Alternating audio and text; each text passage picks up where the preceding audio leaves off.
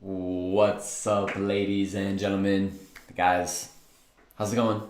And welcome back to tonight's test of the month correction. And we're going to begin in about 5 minutes. Still got a couple minutes, don't worry. If you're still filling out your test, shame on you. Just kidding. There's still a couple more minutes, so you have time. And we're going to start pretty soon. Yeah, I should tell you guys right away that Easter is coming up. Of course, this Sunday, it's a big holiday. And then Monday is Easter Monday, or as you say in Italian, Pasquetta. And there will not be a live lesson that night. So we have tonight's test of the month correction, and then we're going to meet again on Thursday. So 1 week from tonight, because there's no lesson on Monday for Easter Monday, Pasquetta. That being said, I hope you guys have had a good week. I certainly have. My voice is a little nasally. I have some spring allergies. Classic me. It's normal, don't worry. But I'm good to go. And I hope everyone did a good job on their test. All right, who is with us tonight? Starting from Adriana. Adriana, what's up? How's it going? Good to see you. Paula's here. Paula, hello, hello. Sara, welcome back. Erika's here as well. What's up, Erika? Francesco, sir. How you doing? Luigino, what's up, dude? Leo's here. What's up, Leo? Fabio's with us. Fabio, good to see you. Miss Julia is here. Julia, how you doing? Mara, I hope you have a joke for me. She said, hey guys, good luck. Maybe she has no more jokes. That would be understandable. That would be understandable. Franco's here. Franco, how you doing?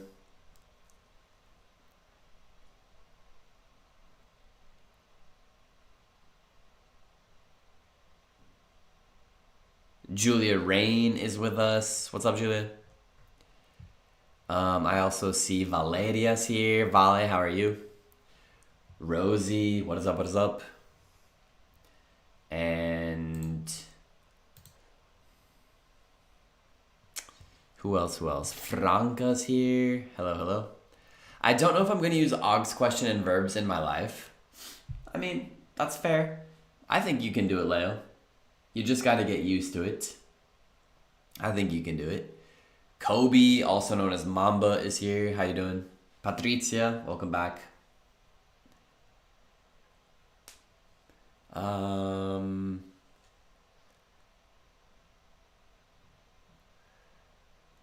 Filena's here. Filena, how are you? Willie, what's up, dude? We used to have lesson on Easter Monday. It's quite a pity we won't have the lesson. Is that true? Yeah, I think I started following the Italian calendar a little more closely. Maybe when I was in America I didn't, but okay.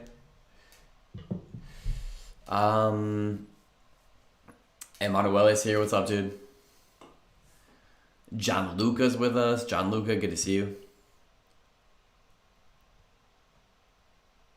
Vale's here. Vale, what's up? What's up? Here's a joke. She says, why did the spider go to the school? He wanted to be a web designer.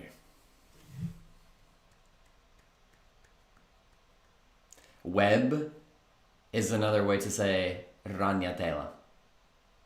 So it makes perfect sense. I like it. Okay, Maria Letizia's here. What's up? Fabio, hey dude. Giuseppe's with us. Juice, good to see you, dude. So you can call a girl Giuseppa or Giuseppina, you call her Juicy. But if a man is named Giuseppe, you can't call him Juicy. Is that true? Because I have an Italian friend named Giuseppe, and I was like, can I call you Juicy? And he said no. And I was like, okay.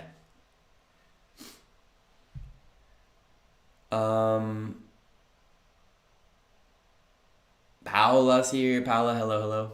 Sandra says, I can't wait to take the test. Yes, we're literally about to begin. Maria, grazie. Good to see you. Simona, what's up? Eugenia, hello, hello. Norma's here. All right, perfect. I had a hard time to reach you. What are you talking about?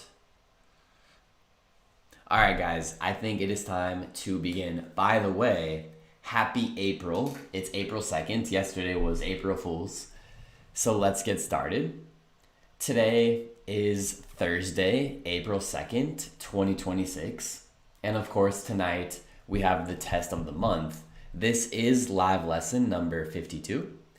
So most of you guys know how it works. If this is your first test, you already know there are 20 sentences. Each sentence is worth 2 points. So the total is 40 points. If you make a small mistake, maybe take off 1 point. If you really mess up the sentence, take off both points. And I will go through each sentence one by one. And in theory, the sentences get harder and harder. So, are you ready to begin? Let's start with number 1. And number 1 is sto facendo progressi. E tu invece? Proviamo a fare anche auxiliary question. Cosa ne pensate?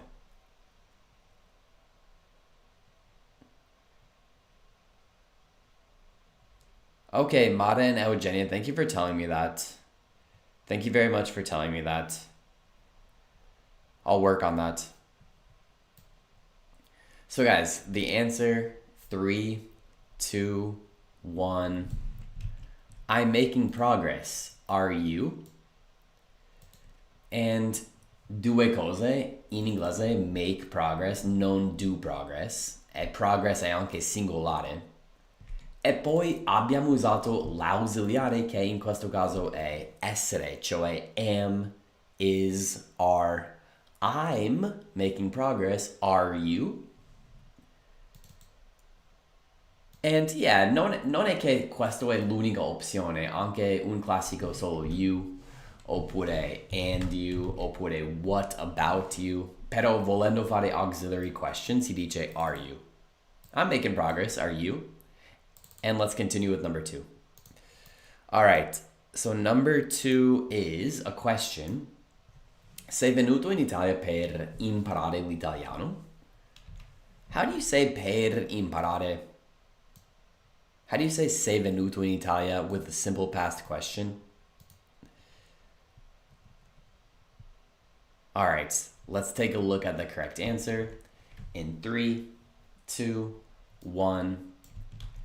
Did you come to Italy to learn Italian?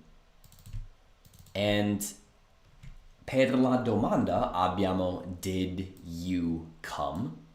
Certamente ho usato la preposizione to, anche se in italiano è in. E invece per il purpose verb, cioè per questo motivo, per imparare, per fare, per capire, per vedere, usiamo un verbo infinito e basta così, to learn. Did you come to Italy to learn Italian? And voglio sottolineare una cosa che abbiamo fatto questo mese in una shadowing exercise, cioè leggere to come se fosse solo una T. Did you come to Italy to learn Italian? Lo suggerisco questo. All right. And now, let's keep going. Next is number 3.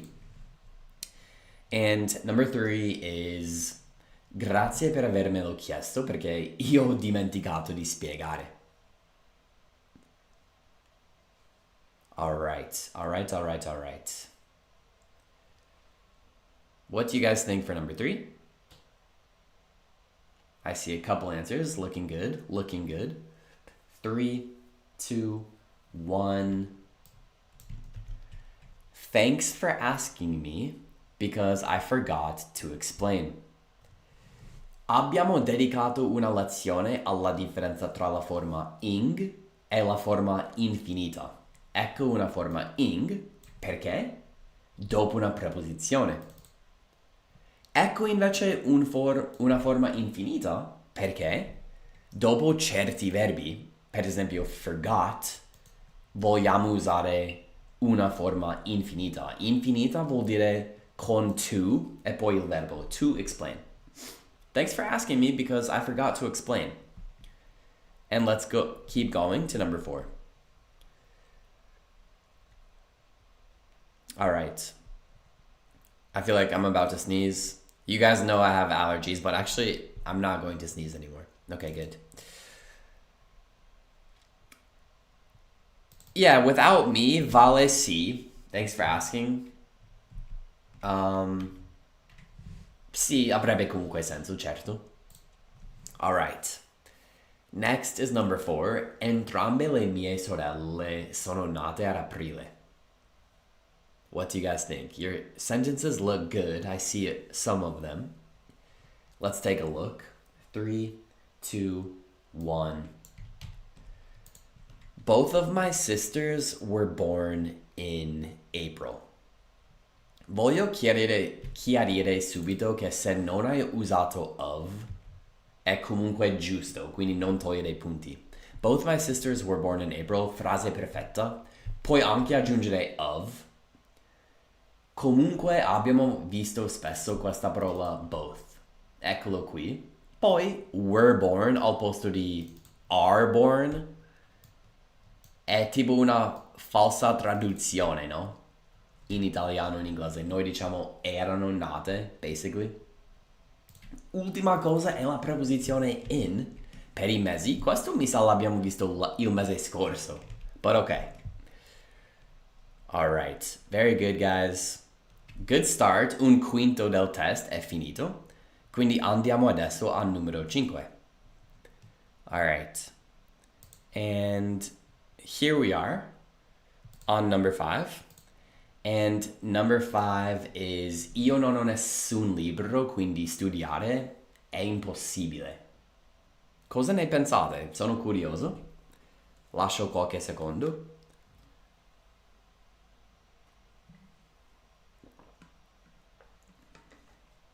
All right.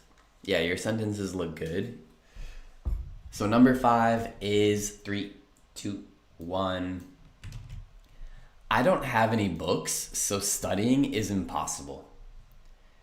And una parola chiave è any, anche se non lo metti va bene. Però abbiamo visto proprio la costruzione. I don't have any con un sostantivo plurale. Poi, a proposito della forma ing, qui l'ho utilizzato, perché studiare è il soggetto di questa clausola, questa frase. Studying is impossible. Quindi ho usato la forma ing, and that looks very good. I have no books, sicuramente va bene Norma, mi piace. Giusto anche I haven't got, Emanuele, nice, sì, è giusto anche. I haven't got any books, certo. Belle domande. Alright, e adesso un quarto è finito, quindi andiamo avanti a number 6. Perché books se in italiano era singolare? Infatti, in questa costruzione io non ho nessun, tendiamo ad usare il plurale. Stranamente, in inglese 0 è plurale, tipo 0 minuti. Abbiamo 0 minuti, non abbiamo 0 minuto. Something like that. But anyway, number 6. Se tu non fai mai una pausa, ti stancherai. What do you think about this one, guys? Se non fai mai, how do you say fare una pausa? How do you say stancarsi? 3, 2, 1. If you never take a break, you'll get tired. Infatti, farsi una pausa in inglese prendiamo una pausa, quindi take a break. Sempre l'esercizio sui collocations, cioè combinazioni, abbiamo già visto make progress. Qui vediamo take a break. Invece ti stancherai, utilizziamo get con un aggettivo. Get tired. You'll get tired. Infatti, spesso con verbi riflessivi in italiano, per esempio stancarsi, in inglese si usa get con un aggettivo. Alright. Alright. Oh, I didn't even see Marianna's here. Marianna, hello, how are you? Alright. Let's keep going with number 7. Guys, number 7 is: è molto difficile per me conoscere nuove persone nella mia città. What do we think? Any guesses? Any sentences?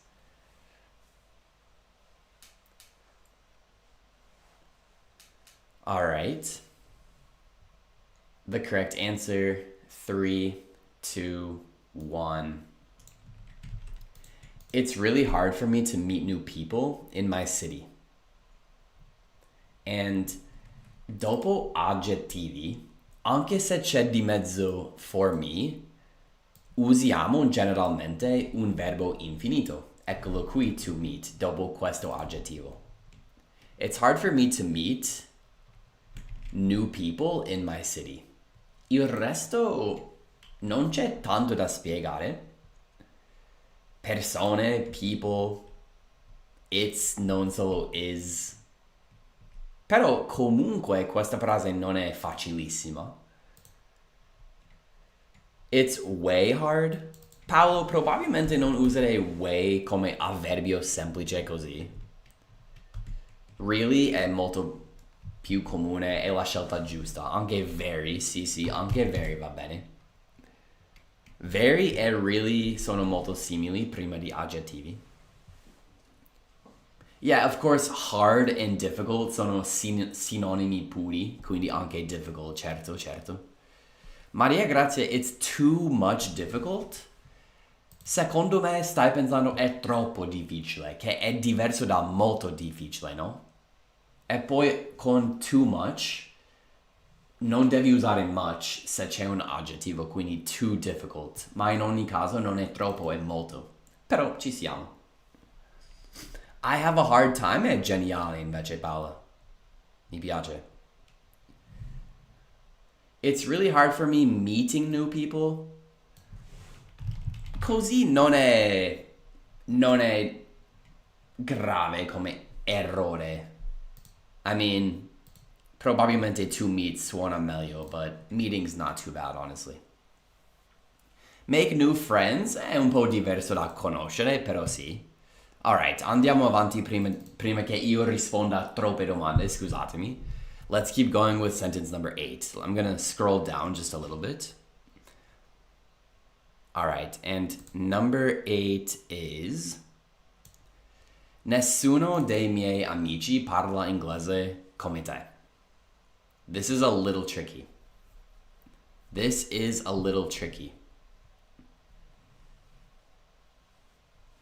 Alright. 3, 2, 1. None of my friends speak English like you.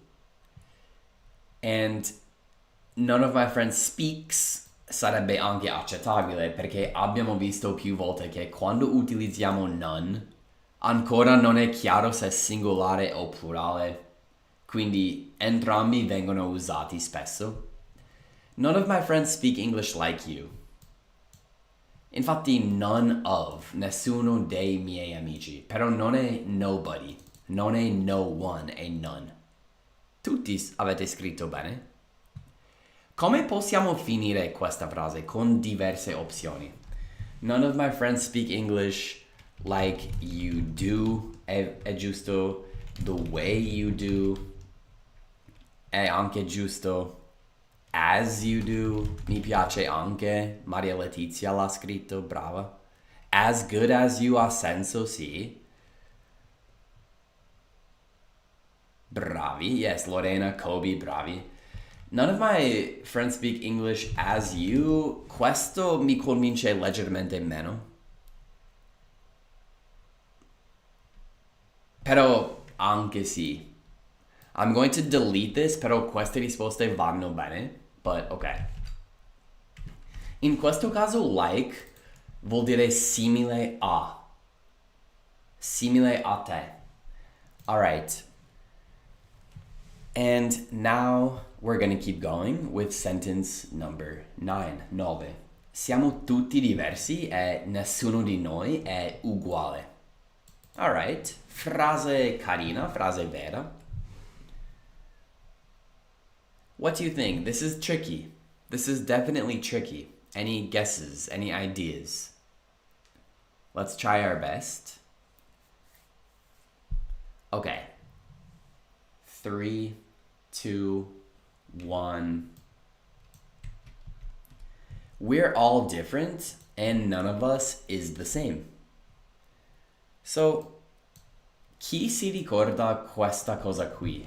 We're all. E l'altra opzione era sempre all of us are. Sono semplicemente due modi di dire tutti noi siamo, o siamo tutti. Quindi entrambi vanno benissimo. We're all different and none of us is the same. Sempre il dubbio è plurale o singolare, quindi is oppure are. Entrambi si possono usare.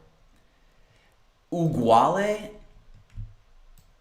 noi in inglese tendiamo a dire the same. None of us is equal. Probabilmente grammaticalmente giusto, ma secondo me vogliamo dire the same, ma non togliere un punto. We all are, mettendo all di mezzo qui è anche accettabile, Emanuele. Bravo. Nobody of us, Teresa, non va bene perché con nobody non si mette of us. Nobody deve essere da solo. Invece none of us va bene. All right. And who's ready to touch the halfway point? Let's do that now with sentence number 10. So let's scroll down. Here we are. And next is number 10. Here's fare amicizia. Fare amicizia non è mai stato il mio punto di forza, which in English we can say strength. What do you guys think about that? What do you think about that? Good luck. Number 10. 3, 2, 1. The correct answer is making friends has never been my strength. Qual è il soggetto di questa frase? Fare amicizia. È un verbo, quindi ho messo il verbo nella forma ing. In più, fare amicizia si dice make friends, quindi nella forma ing, making friends. Il tempo verbale non è mai stato present perfect. Has never been. Quindi alla fine che cosa abbiamo? Making friends has never been my strength. All right, guys. Looking good, looking good. And yeah, anche questo è un collocation super utile secondo me. But we are officially at the 50% mark, so I hope the test is going well. And now we're going to begin part 2. So let's do it. The sentences should be getting a little harder. So good luck, you can do this. And next we have number 11. My strength point, neanche necessario, puoi solo dire strength, Maria Grazia. All right. Number 11 is, fare la spesa può essere divertente. Alziamoci e andiamo. Perdonatemi, ho messo 2 frasi. Cosa ne pensate? All right, the comments look really good. 3, 2, 1. All right. Getting groceries can be fun. Let's get up and go. So, getting groceries. Cosa significa? Significa fare la spesa, cioè il cibo che tu ottieni. Ottieni grocery, sempre lo stesso motivo per ling, quindi non lo rispiego. Get up è chiaramente alzarsi. Abbiamo visto alzarsi, un verbo riflessivo spesso può diventare get con un aggettivo. Up è di solito una preposizione, but not important. Get up and go. Qui puoi anche ripetere let's, ma non è necessario. Let's get up and go. Come se ci fosse un let's anche qui. Quindi let's get up and go è già sufficiente. Alright. That's number 11. Gli usi di get piano piano stanno uscendo. Vediamo se ce n'è un altro in numero 12. Let's see number 12. Number 12 is fammi sapere quando arrivi a casa e noi inizieremo a cucinare. Alright.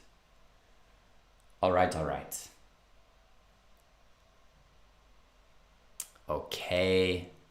Comment section is looking good. Very nice. 3, 2, 1, boom. Let me know when you get home and we'll start cooking. So, get significa anche arrivare con la destinazione e di solito c'è to in quei casi. Get to school. Get to work. L'eccezione che abbiamo visto è home, in cui è solo get home. Let me know when you get home. Ottimo, naturale, giustissimo. We'll start cooking è la seconda parte della frase. Se tu hai scritto we'll start to cook, comunque va bene. Start come verbo è flessibile. Quindi to cook, infinito va bene, anche cooking va bene, suggerirei cooking, quindi ho usato la forma ing, ma dopo start entrambi vanno bene, both are good.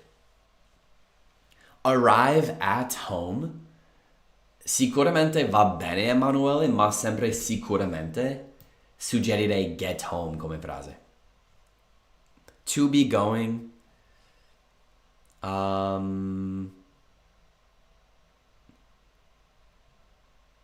let me know when to be going, i.e. will. We're going to be cooking? Or we'll start cooking? We're going to start. Yeah, Eugenio, we're going to start, sì. We'll get started cooking? È anche carino, Monica, mi piace la tua creatività, bravissima. We'll get started cooking, si può dire. Alright, very good. Mi piace molto. Okay, already number 13, can you believe it? And here it is. Non ho mai preso più di 20 punti su un esame. E ho scritto su perché non mi aspetto che lo sappiate. In inglese noi diciamo on a test. On an exam. Quindi prova tu.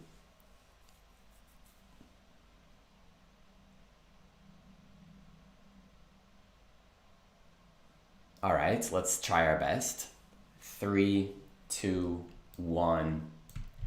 I've never gotten more than 20 points on a test. Secondo me la chiave qui è get coniugato nel present perfect. Quindi I've never gotten. Gotten sarebbe la terza colonna del verbo get. Alternativamente, come terza colonna, esiste anche semplicemente got. I've never got è quindi una frase giusta anche. Diciamo che in inglese britannico tendono ad usare got anche nella terza colonna. In inglese americano, American English, diciamo gotten. I've never gotten more than 20 points on a test. Alright, yeah, più di 20 punti. More than 20 points. Very good. I never got senza il present perfect. O non faremo mai più un test, tipo siamo morti o ci siamo laureati. Quindi se tu non pensi di fare un test mai più, puoi usare simple past, ma fino a ora nella mia vita I've never gotten a senso nel present perfect. But yeah, Emanuele, good question. Hai un sacco di belle domande stasera. And let's keep going. Next is number 14. All right, guys, 14, 14, here it is. It's a miniature dialogue. Possiamo o camminare o prendere il treno. Per me è uguale. Per la seconda parte già vi anticipo che tante opzioni sono a disposizione. 3, 2, 1. We can either walk or take the train. Ormai è chiaro, ma either or è il nostro modo di fare o questo o quello. Non usiamo or 2 volte, usiamo either e poi or. We can either walk or take the train. Infatti either significa uno di due. Quindi puoi rispondere either is fine. Altre opzioni, either works, either works così.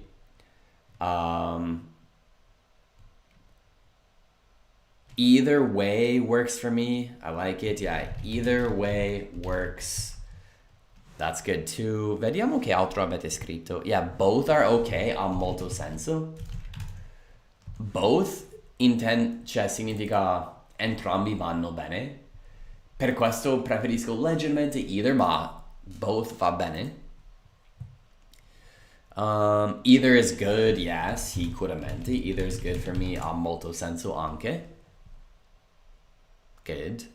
Yeah, both work. È sicuramente giusto. Eugenia mi piace. Sì. La risposta che eviterei è il classico for me it's the same. Che comunque anche questa frase si capisce, ma non diremmo questo. For me it's the same. We would probably say like both works. Even un'altra opzione che mi viene in mente is like anything is fine. Or you could say whatever works, whatever is easiest. Like, insomma, ci sono migliaia di opzioni. So, non preoccupatevi troppo. But we have to keep going. So, that was kind of a fun example. For me, either works. Yeah, Lorena mi piace. And let's keep going with sentence number 15. 15. Number 15 is lui ha continuato a camminare e ha attraversato la strada senza guardare. Ooh. Tricky. Okay, comments look really good though. 3, 2, 1. He kept walking and he crossed the street without looking. Voglio farvi vedere la grammatica qui. Il verbo keep è la mia prima scelta per dire continuare a fare.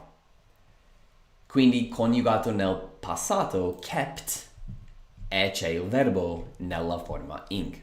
He kept walking. He kept thinking. We keep going, eccetera. In questo caso passato, he kept walking. A proposito della forma ing, abbiamo già visto, penso, più di un esempio. Preposition ing, without looking. Watching non è esattamente il verbo giusto qui, perché watch è più tipo ti siedi, sei lì, guardi qualcosa per intrattenimento, per esempio. Look è tipo mettere gli occhi su qualcosa per informazioni, no? Sono simili, but look è il verbo giusto qui. Ok. All right, guys, 3/4 dell'esame in the books, nei libri. So let's keep going with number 16. I'm going to scroll down. I'm going to move my camera. And next we have 16 here. Good luck. 16 is: Ho ricevuto il tuo messaggio, ma si sta facendo tardi, quindi lo leggo domani. Tante cose qui. Ok, Leo, bravissimo. Lorena, road invece di street, sicuramente sì. All right, number 16, 3, 2, 1. I got your message, but it's getting late, so I'll read it tomorrow. Ok. Qui vediamo due usi diversi del verbo get. Il primo è I got your message, che in parole semplici significa ho ricevuto, perché get principalmente significa ricevere, ottenere, prendere. È anche coniugato al simple past, quindi got, non get. Nel present continuous, it's getting late. Abbiamo capito che get significa anche diventare un aggettivo. It's getting late, letteralmente sta diventando tardi. In italiano non si dice, ma in inglese it's getting late è una frase. I'll read it tomorrow, nice future. And that's number 16. All right. 16 sembra difficile, ma quando lo fai pezzo per pezzo ti rendi conto è fattibile, nonostante sia 16 su 20. So let's keep going because next we have sentence number 17. And we're almost done. We can do this. This one is short but difficult. Good luck. Ma tu hai difficoltà a fare attenzione? Sì. Your thoughts. Cosa ne pensate? Very tricky, very tricky.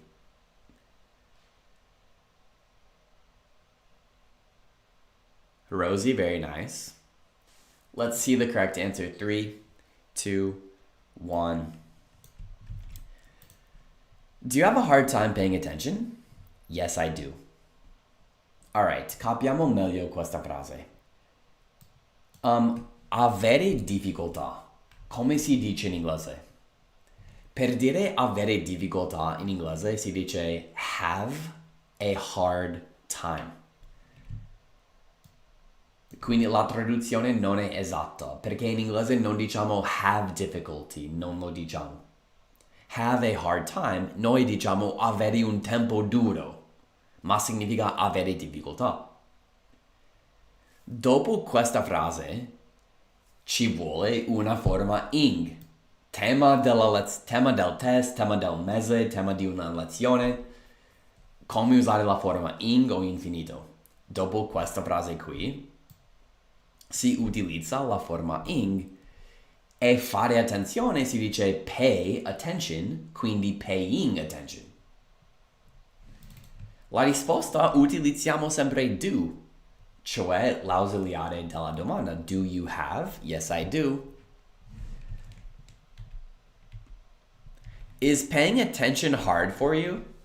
Comunque Lorena, giustissima, va bene. Chiaramente la grammatica,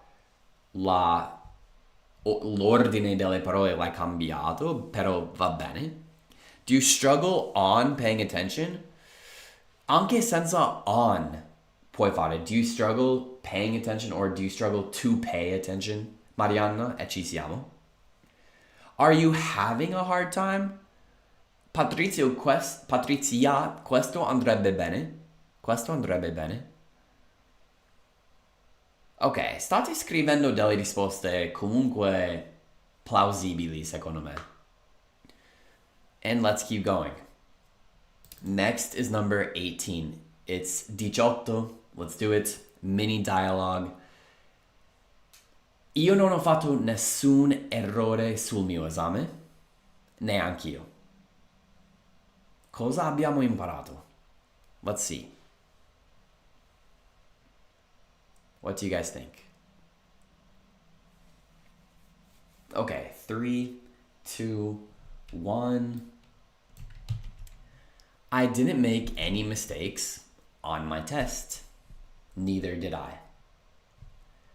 So, credo che sia la seconda volta che vediamo questo any è più un sostantivo plurale. In italiano si dice non ho fatto nessun errore e c'è una doppia negazione oppure alcun errore. In inglese in questi casi usiamo any e poi utilizziamo il plurale. Invece nella seconda parte, per dire neither, per dire neanch'io, è negativo, quindi neither, e poi l'ausiliare della frase è did.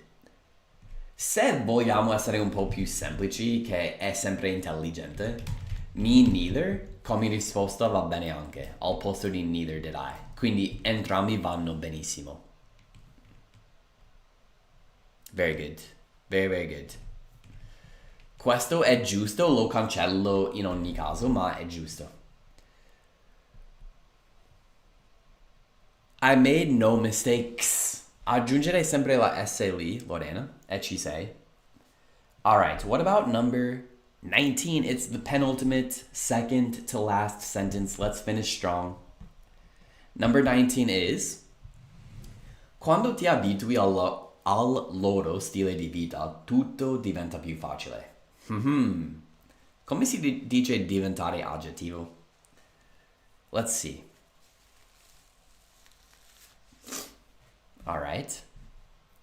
3, 2, 1, boom. When you get used to their lifestyle, everything gets easier. Guys, come si dice abituarsi? Get used to la cosa, abituarsi al loro stile di vita. Quindi, get used to their lifestyle. When you get used to their lifestyle, everything gets easier. Questa volta sì, l'aggettivo è un comparativo più facile, non solo facile, ma si può sempre usare get, ed è anche terza persona singolare. Everything gets easier. Tutto qui. Alright, e questa frase è finita al 19esimo posto, because get used to crea sempre molti problemi. Però se lo sai, questa frase è facile, no? Everything will be easier? Sì. Ma cambia leggermente, no? Scusami, will be easier. Cambia un po', cioè sarà più facile, invece di diventa. Anche il tempo verbale cambierebbe. Okay. That was pretty interesting. And ladies and gentlemen, the moment is here. It is number 20, our last sentence tonight, and then of course we'll do some questions. Number 20 is: forse non hanno pasti vegetariani, ma in ogni caso troverò qualcosa da mangiare. What do you guys think about that? What do you think about that? Let's take a look at the correct answer. 3, 2, 1. They might not have vegetarian meals, but either way, I'll find something to eat. Let's take a look. Iniziamo con questo ausiliare bellissimo, cioè might. È un verbo ausiliare. In italiano forse non è un verbo, ma in inglese lo può essere un verbo ausiliare, e quindi they might not, la negazione viene dopo, have vegetarian meals. They might not have vegetarian meals. Either way è una frase chiave qui. Significa in ogni caso. Ci sono più modi di dire in ogni caso. Per esempio, letteralmente in any case. Avrebbe senso, penso. Però comunque, either way, mi suona molto meglio. Troverò qualcosa da mangiare. I'll find something to eat. Secondo me, l'insieme di either way e might rende questa la frase più difficile qui. And that is number 20. Ladies and gentlemen, how was it? Easy, medium, difficult, impossible, too easy, boring, fun, exciting? Let me know. And now we're going to jump into some questions. As always, if you have a question, please just write the number you're referring to. It makes it a lot easier for me. And let's begin with some questions. I'm sure you guys have some. So here we go. Let's begin with the very first question I see, which is from Miss Patrizia. And she says, she says, grocery shopping or get the train for number 14. So yeah, if you want to say fare la spesa, you could say getting groceries. Grocery shopping però, creativo e mi piace, quindi sì, si può dire, ed è giusto allora. Get the train for number 14. Yeah, get the train. So yeah, prendere il treno. Come si dice? Take the train. You could say catch the train. You could say get the train. And tutti e tre mi piacciono. All three. Ci siamo. Mara says she's dead. Mara, that's a good sign. Congratulations.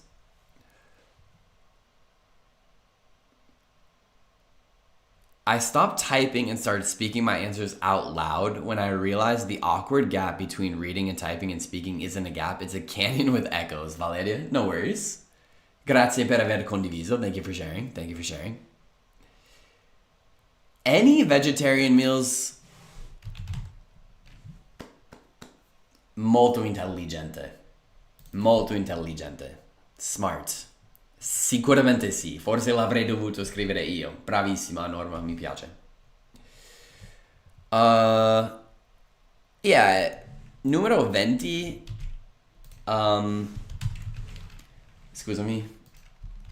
So now Stefano's saying maybe they don't have al posto di they might not have. They might not have any meals, or maybe they don't have any meals. Queste due frasi sono uguali.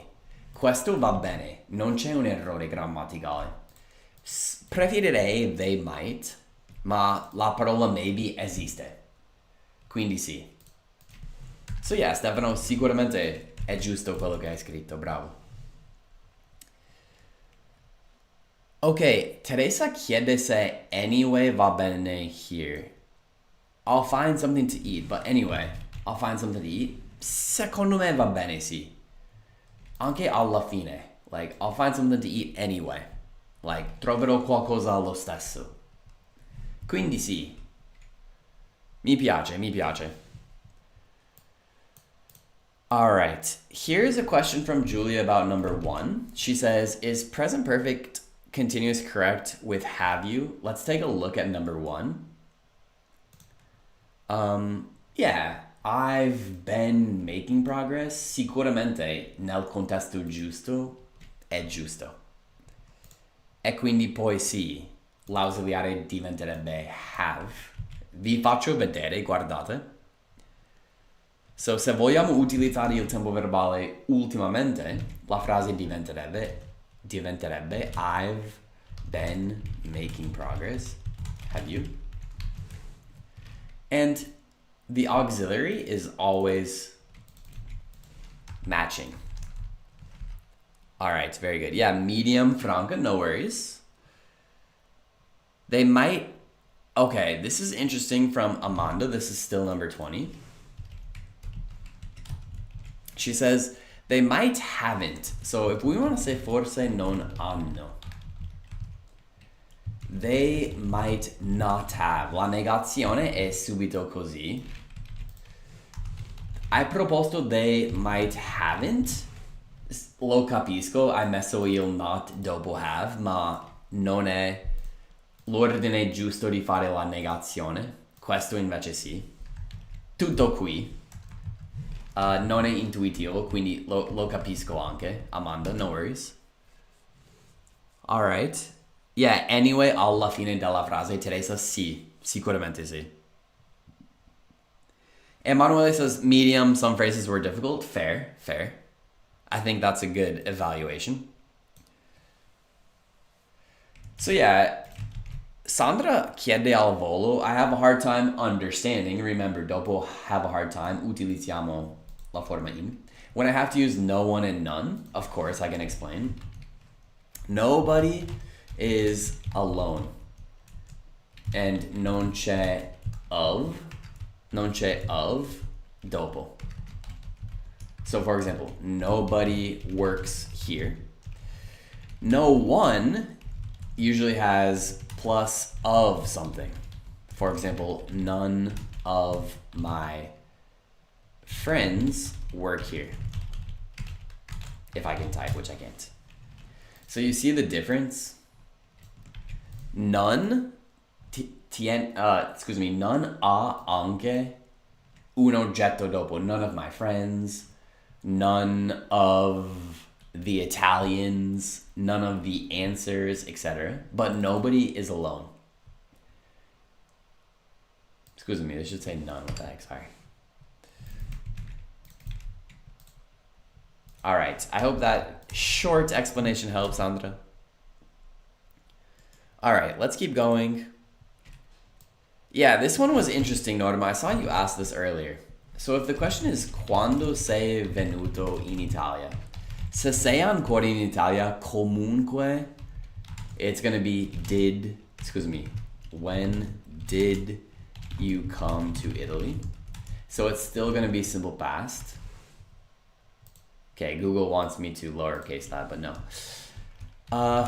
When have you come to Italy in the present perfect?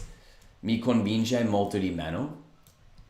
Non perché sei ancora in Italia, ma perché l'azione di come è finito. Non stai ancora venendo qui, sei venuto qui e sei qui. Quindi did per me ha molto più senso. But yeah, la domanda la capisco veramente bene. Bravo. All right. Next is number 17. It's a question from Rosie. And she says, perché in number 17 nella risposta ox il soggetto è nella 18 prima ox e poi soggetto? I'm confused. Quindi vediamo 17 e 18. Vediamo questi ausiliari. All right. That's a very good question. Yes, I do. Neither did I. So, allora, Rosie, in numero 17 stiamo dicendo sì, confermo. In numero 18 stiamo dicendo anche, ed è anche negativo. Quindi ti faccio due esempi qua sotto. For example, let's say,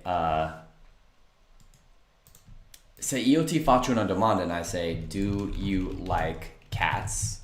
You could say, yes, I do. Okay?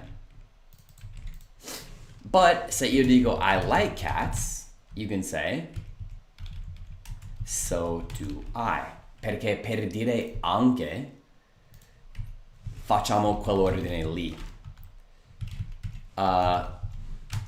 Quindi ecco la risposta. Facciamo adesso anche gli stessi esempi ma negativi. So someone says, do you like dogs? Ma a te I cani non piacciono, so you say no, I don't. And someone says, I don't like dogs, and you could say, neither do I. Again, this is neanche, and this is just no. So, questi sono uguali, e invece questi sono uguali. E l'ordine cambia. I do I. Questo c'è in versione, per dire anch'io, è questa la costruzione. All right, tricky but excellent question. Here's a question from Mr. Franco, and he says, if you never take a break, you'll get tired. If you never take a break, you are getting tired. If you never take a break, you're going to get tired. Sarebbero corrette? Ok, Franco, ottima domanda. Questo qui già te lo rendo verde perché mi piace. If you never take a break, you are getting tired. Secondo me qui arancione ha senso, leggermente strano, just because i due tempi verbali creano un conflitto. Se tu non fai mai una pausa, stai diventando. Like con never e poi present continuous, c'è un conflitto secondo me. If you never take a break, you're going to get tired invece ha molto senso. Se tu non fai mai una pausa ti stancherai. Questo è giusto anche. Quindi 2 su 3, il terzo un po' più strano, però sì, ci sei.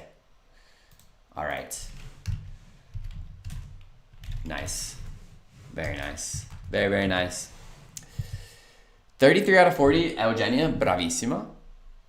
Thank you for making English a real pleasure, 39 out of 40, and then the angry emoji. I like it, I like it. Mamba says, catch the train. Yeah, anche. Bravo. Giusto. Nella prima frase si può dire I've been making progress. Paola, bellissima domanda. E la risposta è sicuramente sì. È bello quando fate le stesse domande perché vuol dire che state pensando cose, secondo me, intelligenti. State facendo belle domande. Quindi bravi. Can I use present simple instead of the future for number 16? Let's take a look at number 16. Number 16, I got your message, but I read it tomorrow. I read it tomorrow.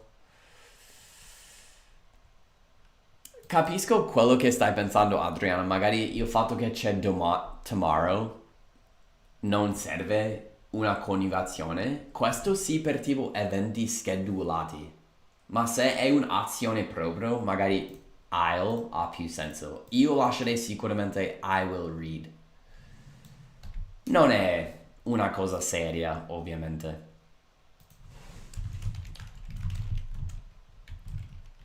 Ok. Yeah, capisco quello che hai scritto però. Alright. Thanks for having asked me. Al posto di thanks for asking me. Sicuramente sì. Thanks for asking me. Yeah, entrambi vanno bene. I'll just say I like both. Both are good. Both are good. Is it necessary to repeat he in the second part of the sentence for number 15? Let's take a look.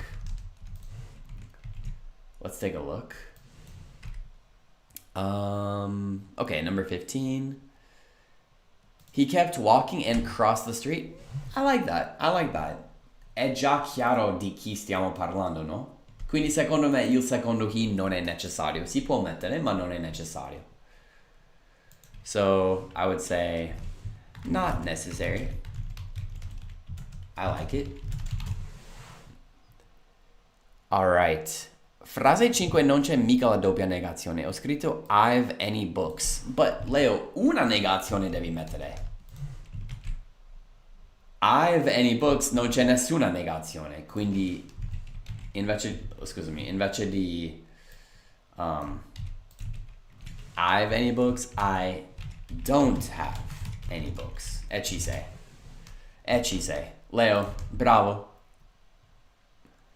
Once you get used to al posto di when, Anna Maria, vediamo. 19. Molto carino. Mi piace tantissimo, devo dire. Come dire, una volta che ti abitui, sì, si può dire. Brava. Patrizia, thank you so much. Get something to eat in numero 20. Vediamo questa domanda di Paolo, ragazzi. Paolo. Get something to eat, and then we'll take a look at 14. 20. Either way, I'll get something to eat. Sì, è più tipo prenderò qualcosa da mangiare, quindi leggermente l'hai cambiato, però come hai detto si può dire. Number 14, take a walk. Anche qui l'hai cambiato leggermente. Non c'è tipo, possiamo o farci una passeggiata. È solo camminare, quindi solo walk, però ci stiamo capendo, no?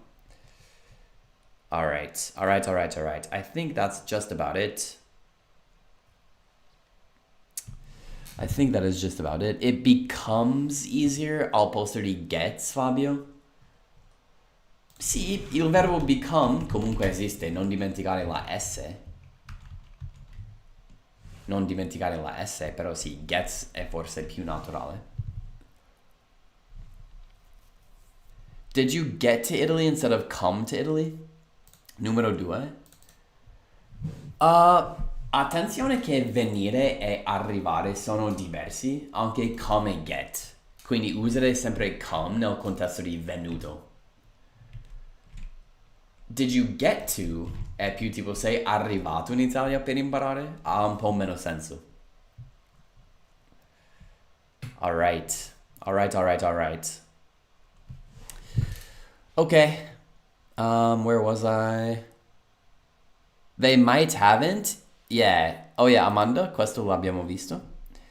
Going to the grocery store, Eugenia, se vuoi dire andare al supermercato, sì. When you'll get used to al futuro. Eviterei il futuro dopo questo when.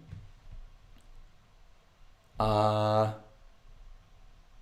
the way non è la stessa cosa di either way, Leo. By the way è dire tipo cambio argomento o aggiungo un pensiero che non è rilevante.